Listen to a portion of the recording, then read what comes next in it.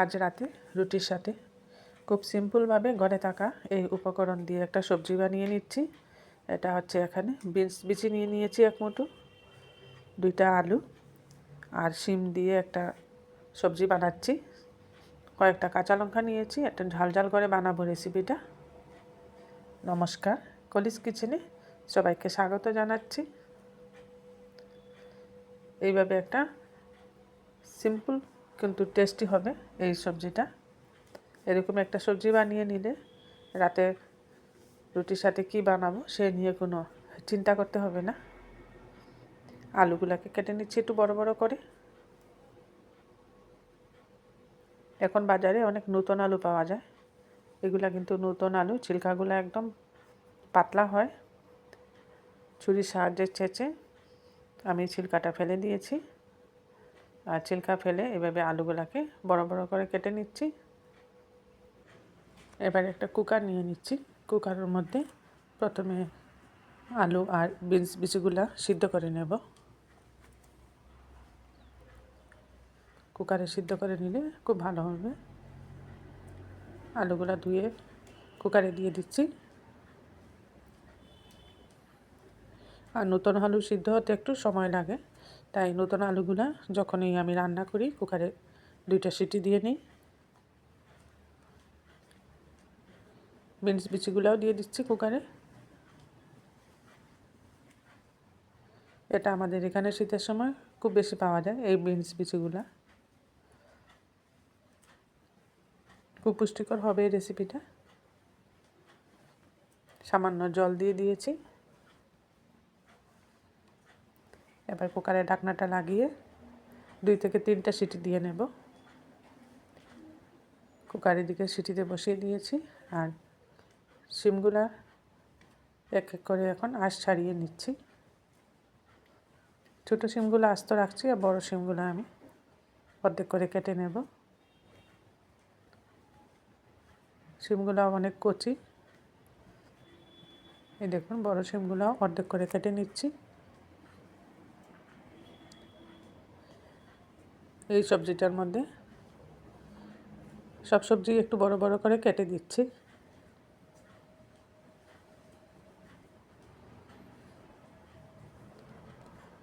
একদম ফ্রেশ শিমটি।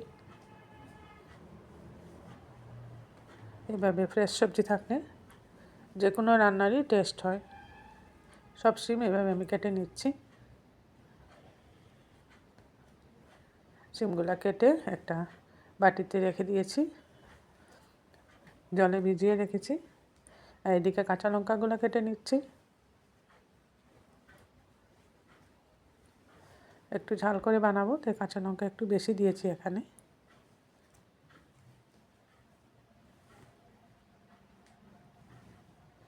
যে কোনো সময় ঘরে যে সবজি থাকে সেই সবজি দিয়ে আপনারা এভাবে একটা রুটির সাথে সবজি বানিয়ে নিতে পারেন।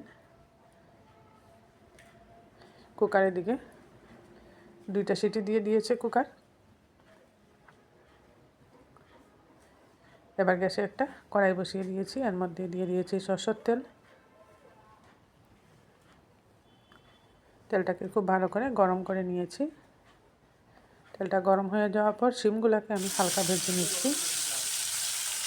আলু আর বিনস বিচিগুলো সিদ্ধ করে রেখেছি, আর শিমগুলোকে একটু হালকা ভেজে নিচ্ছি।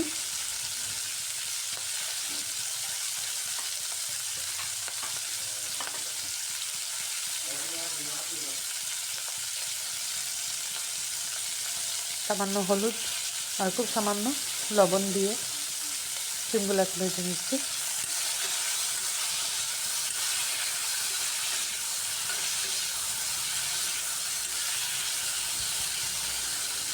শিমগুলো এভাবে ভেজে রান্না করলে শিমের একটা কাঁচা গন্ধ থাকে, সেটা থাকে না।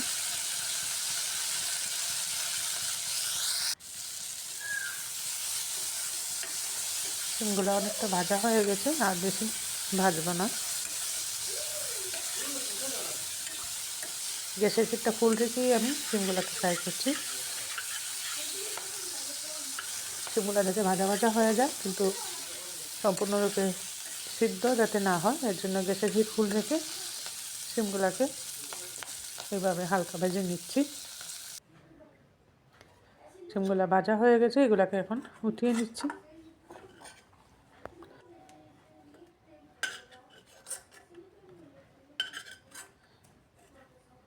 সিম ভাজা করার পর সিমের কালারটা একটু চেঞ্জ হয়ে আসে, গ্রিন কালারটা থাকে না, একটু চেঞ্জ হয়ে যায়।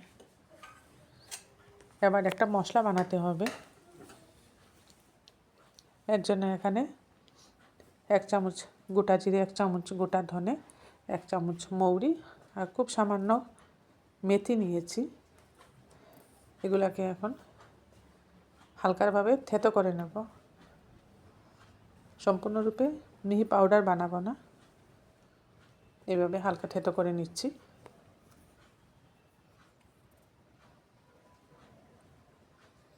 এর মধ্যে এবার দিয়ে দিচ্ছি আদা,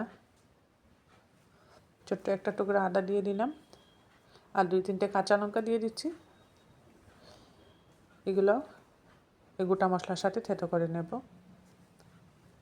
এরকম একটা মশলা বানিয়ে দিলে এই রেসিপির টেস্টটা সম্পূর্ণ আলাদা হবে। দেখুন এইভাবে মশলাগুলো আমি থেতো করে নিয়েছি।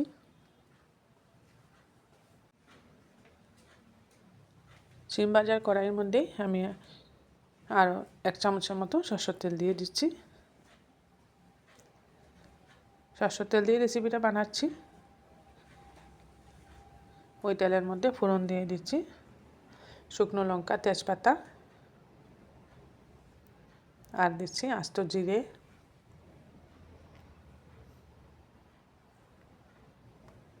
এবার ফোড়নটাকে খুব ভালো করে ভাজা ভাজা করে নিতে হবে,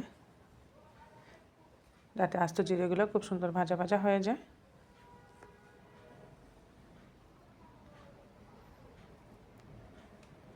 এবার থেতো করে রাখা মশলাটা দিয়ে দিচ্ছি। থেতো করে রাখা মশলাটা দিয়েও একটু ভাজা ভাজা করে নিতে হবে।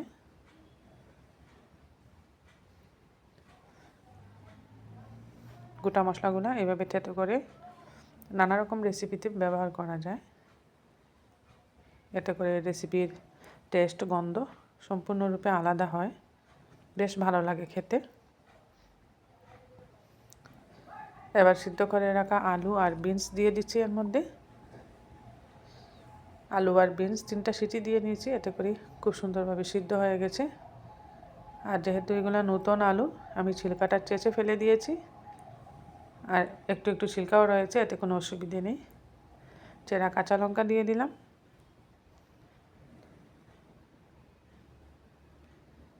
চেরা কাঁচা লঙ্কা দিয়ে এবার সব গুঁড়া মশলাগুলো এক এক করে দিয়ে দিচ্ছি এখানে। প্রথমে দিচ্ছি হলুদের গুঁড়া, এরপর দিচ্ছি ধনে গুঁড়া, আর দিচ্ছি জিরে গুঁড়া, আর লাগবে লাল লঙ্কার গুঁড়া। লাল লঙ্কার গুঁড়া 1 চামচের মতো দিয়েছি, সাথে যেহেতু কাঁচা লঙ্কা দিয়েছি ঝালটা একটু বেশিই হবে। এবার ভেজে রাখা শিমটাও দিয়ে দিচ্ছি এর মধ্যে, পরিমাণ মতো লবণটাও দিয়ে দিচ্ছি।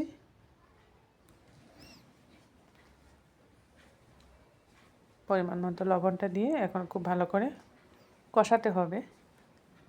সব কিছু এখানে প্রায় অর্ধেক সিদ্ধ করাই আছে সবজিগুলো, আর বিনস আলু তো সম্পূর্ণরূপে সিদ্ধই আছে, খুব তাড়াতাড়ি হয়ে যাবে সবজিটা। খুব ভালো করে কষিয়ে নিচ্ছি। আর যেহেতু বিনসগুলো দিয়েছি এখানে, এর জন্য রেসিপির কালারটা একটু কালচে কালার হবে। আর যে মশলাটা আমি থেতো করে দিয়েছি, এর জন্য কালারটাও একটু কালচে কালচে আসবে, কিন্তু টেস্টটা খুব ভালো হবে। আমি আমার মতো করে একটা রেসিপি বানাচ্ছি, আপনাদের ভালো লাগবে রেসিপিটা বানিয়ে খাবেন। কমেন্টে অবশ্যই জানাবেন টেস্টটা কীরকম হলো। রাতে রুটি পরোটার সাথে এটা বানিয়ে দেখবেন, খেতে খুব ভালো লাগে। খুব ভালো করে কষিয়ে নিয়েছি মশলার সাথে বিনস আলু সব কিছু। এবার পরিমাণ মতো জল দিয়ে দিচ্ছি। খুব বেশি জল দেব না, যেহেতু একটু শুকনো করে বানাবো, তাই সামান্য জল দিয়ে দিলাম। জল দিয়েও ভালো করে মিশিয়ে নিচ্ছি এখন সবজিটাকে। দেখতেও খুব সুন্দর হয়েছে সবজিটা। এইভাবে যে কোনো নিরামিষ দিনেও আপনারা একটা দুপুরের মেনুতে নিরামিষ রেসিপি বানিয়ে নিতে পারেন। কালারের জন্য সামান্য কাশ্মীরি লাল লঙ্কা গুঁড়া দিয়ে দিলাম। কাশ্মীরি লাল লঙ্কার গুঁড়াটা দিয়েও ভালো করে মিশিয়ে নিচ্ছি।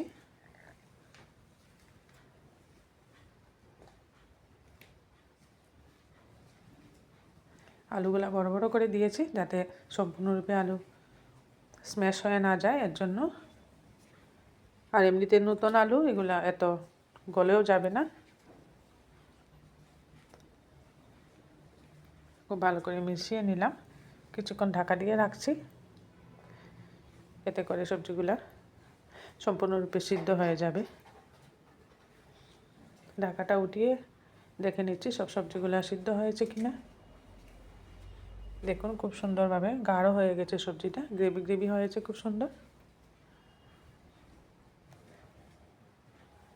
এরকমভাবেই বানাবো, যেহেতু রুটির সাথে খাবো, এর জন্য সার্ভ করে দিচ্ছি রুটির সাথে। আমার রেসিপিটা আপনাদের ভালো লাগলে লাইক শেয়ার সাবস্ক্রাইব করে দিবেন। আমার চ্যানেলটা পাশে থাকা বেল আইকনটা প্রেস করবেন, এতে করে এরকম নতুন নতুন রেসিপি যখনই আপলোড করি সাথে সাথে নোটিফিকেশনটা পেয়ে যাবেন।